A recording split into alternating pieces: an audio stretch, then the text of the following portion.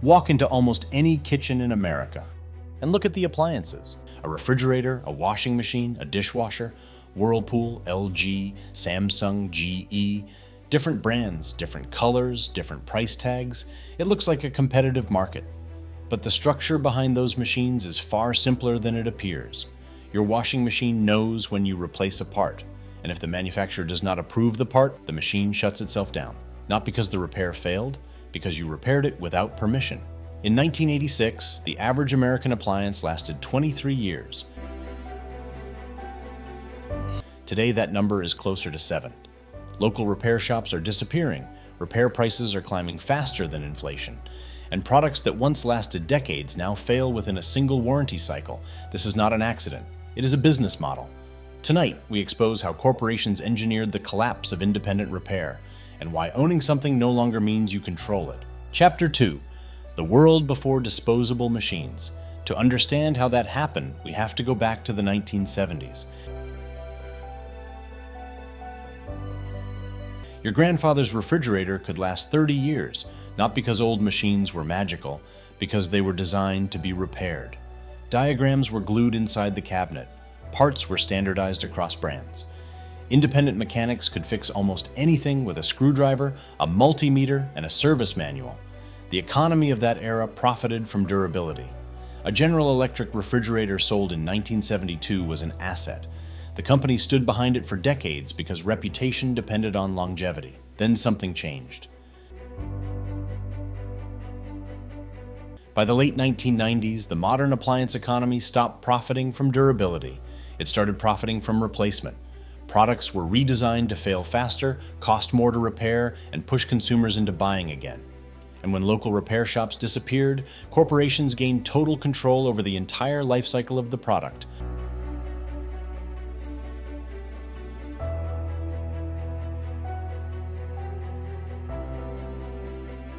The result, over 3 decades, a complete reversal of who owns what.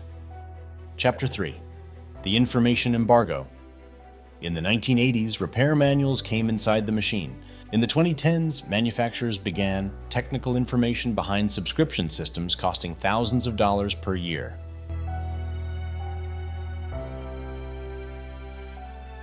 Independent repair shops now pay between $2,000 and $12,000 annually just to access diagnostic software, wiring diagrams, and firmware tools for a single brand. Multiply that across Whirlpool, Samsung, LG, GE, and Bosch, and the math collapses. Many smaller shops simply cannot afford it. Across the United States and Europe, family-owned repair businesses are disappearing, not because they became bad at repair, because the system was redesigned to exclude them.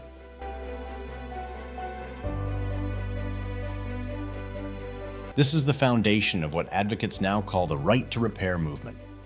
From iFixit in California to farmers fighting John Deere in Iowa, a coalition of repair technicians, agricultural workers, and consumer advocates has spent 15 years pushing back. Some legislation has passed. Most has been watered down by manufacturer lobbying. The corporation no longer just sells the machine, it controls the repair. Chapter 4.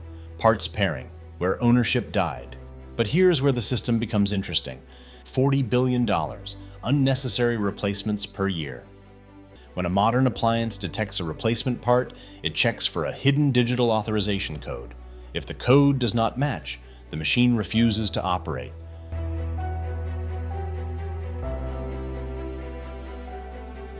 Not because the part is broken, because the corporation did not approve the repair. This system is called parts pairing. It is digital rights management for physical products.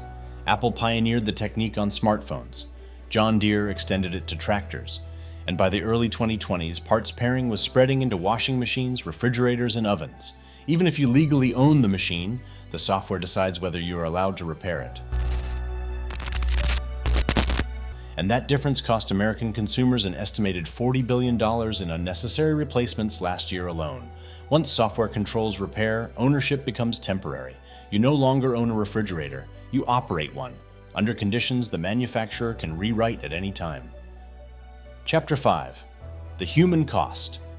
After 27 years repairing appliances in a small workshop in Ohio, had the parts, he had the tools. One independent technician said the job had become impossible.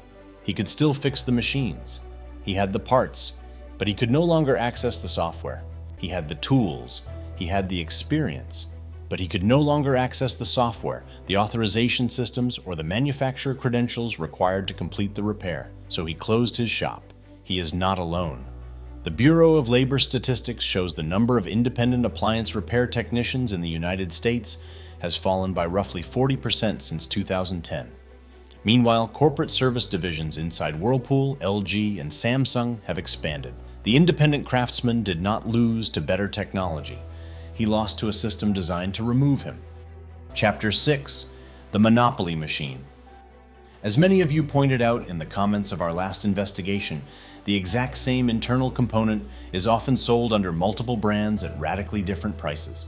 A $20 pump becomes a $150 repair.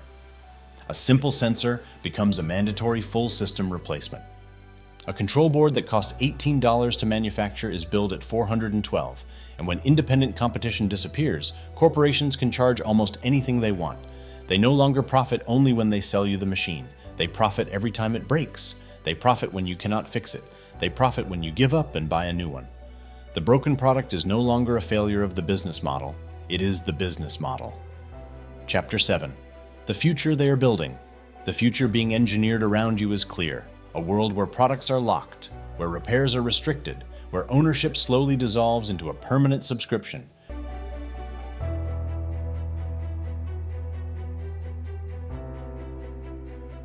Where every broken product pushes you deeper into financing, replacement cycles, and recurring fees, and where the local craftsmen who once kept communities running are erased from the economy entirely. We are not just losing the right to repair, we are losing independence itself. If a corporation has ever told you it is cheaper to replace than to repair, I want to know what product it was. Tell us in the comments below. You will realize this is not happening once. It is happening everywhere. And if you work in repair, tell us what changed over the last 10 years. What became harder? What disappeared? What corporations are doing now that customers never see? Your stories expose the system better than any headline ever could. If you believe ownership should mean the right to repair, like this video and subscribe to Architects of Power for more documentaries like this, because design matters, function matters. And when corporations decide you do not own what you paid for, even the most familiar machine in your kitchen becomes a cage. And this strategy is not stopping in your kitchen. In our next investigation, we expose how the exact same playbook is being used to control the tools used by mechanics, contractors, and workshops around the world. They do not want you repairing your products. Eventually, they do not want you owning them at all. Watch the next video.